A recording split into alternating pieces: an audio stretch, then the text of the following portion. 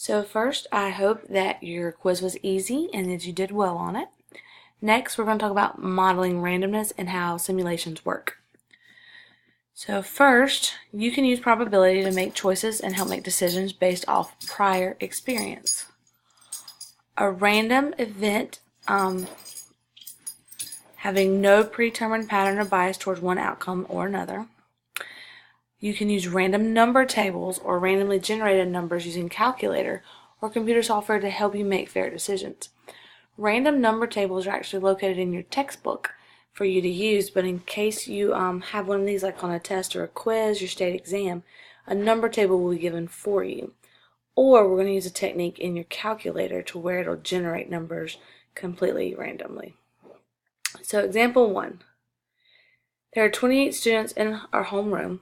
4 students are chosen at random to represent the homeroom on a student committee.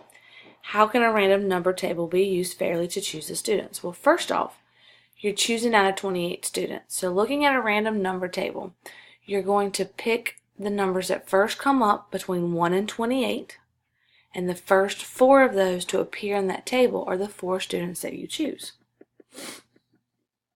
So that's what all this says. Will our answer lines give us different results? Yes. So if you chose line 1 and I chose line 2, we would get 2 totally different groups of people. So it's very important that we always use the same number row. So here, a teacher wishes to choose 3 students from a class of 25 students to raise the school's flag.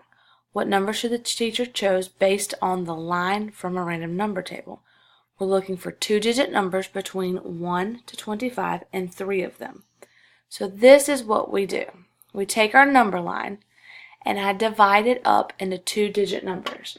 So you have 65, 35, 87, 04, 69, and so on.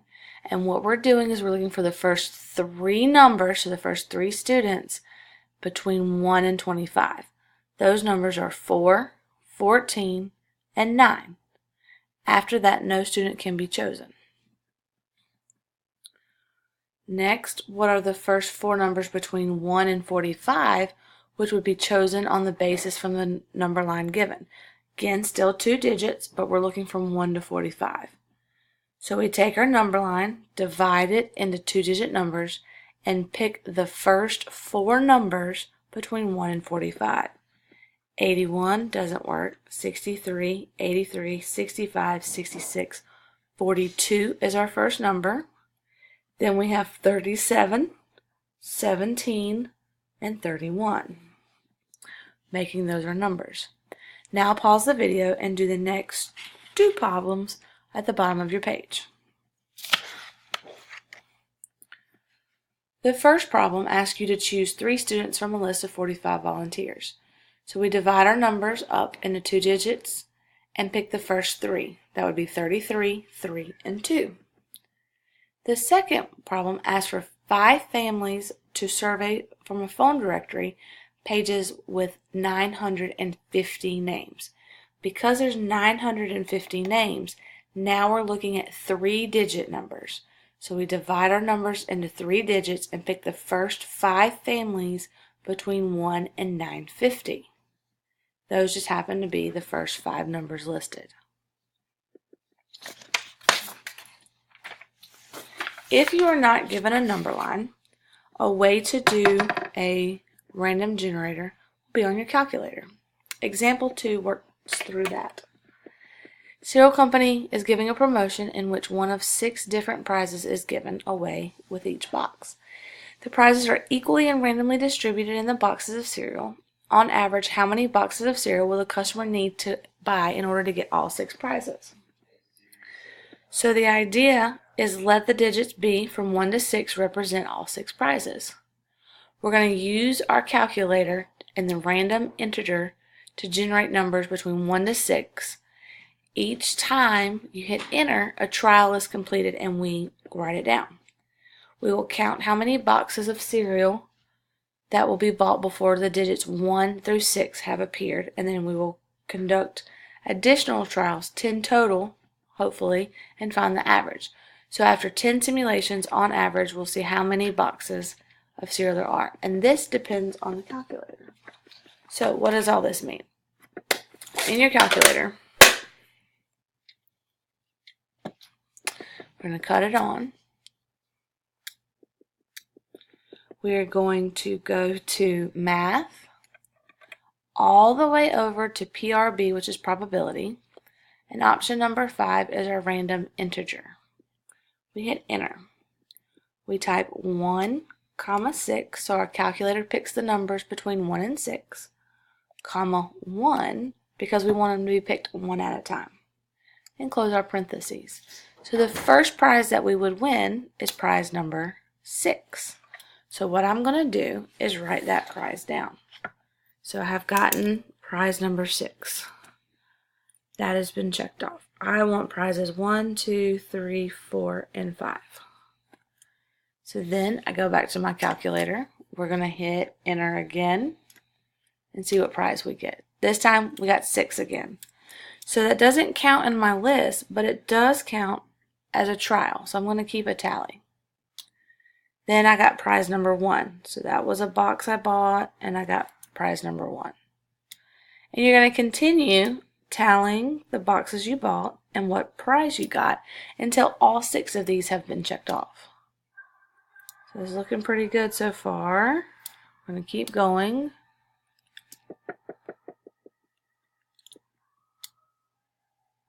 Oh, got 1 again. Got 3 again. We need number 2 to pop up. Looks like number 2 is hard to find. There we go. And looky there. It took us 10 trials to get all 6 prizes. And of course there were a couple repeats in there.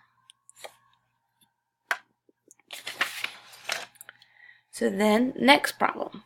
Suppose to win a game you must roll a standard number cube, so 1 through 6, until all of the sides show at least 1 time.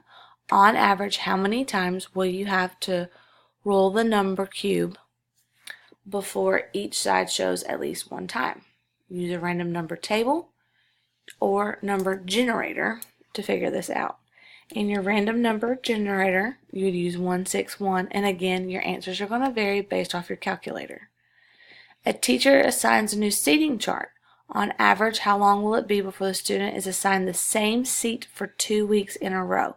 So what you're doing here is looking for numbers 1 to 30, picking 1 at a time, and seeing how long it takes before person number 2 pops up twice in a row. So you're not looking for all 30 numbers, but for a number to repeat back to back.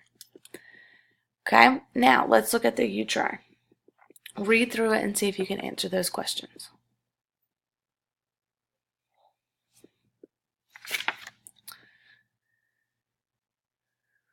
The you try is about Raymond shooting lower than 80 in 3 out of 4 rounds of golf. He conducts a simulation to predict how many times he will shoot lower than 80 in his next 5 rounds.